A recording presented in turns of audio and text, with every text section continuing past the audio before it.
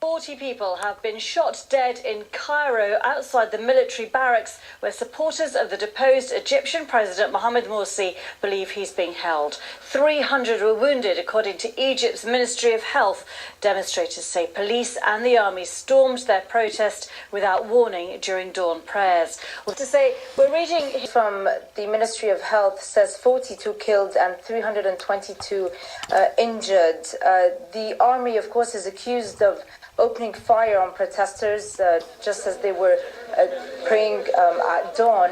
However, the protesters there, those who support the ousted President Mohamed Morsi, are also accused of being armed and opening fire first by the army. So two conflicting accounts there. We still haven't been able to verify, obviously, who opened fire first. It's very difficult to get these things and know what happened. But we've also just gotten a statement from the army. If I can read bits of it here.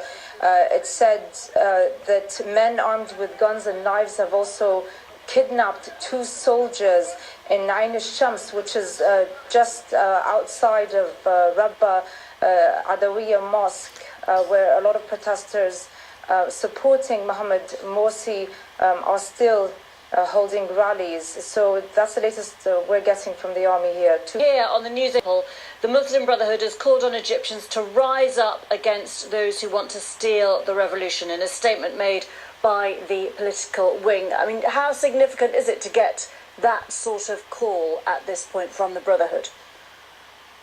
We've seen that statement on a comment made on a Facebook page claiming to be official, but we haven't been able to verify it. But if indeed these calls have been made, it is significant in the sense that, you know, people are already angry and they've rallied a lot of supporters, those who are still out on the streets calling for the ousted President Mohamed Morsi to be reinstated as president. The killings today will do very little to calm tempers down, obviously.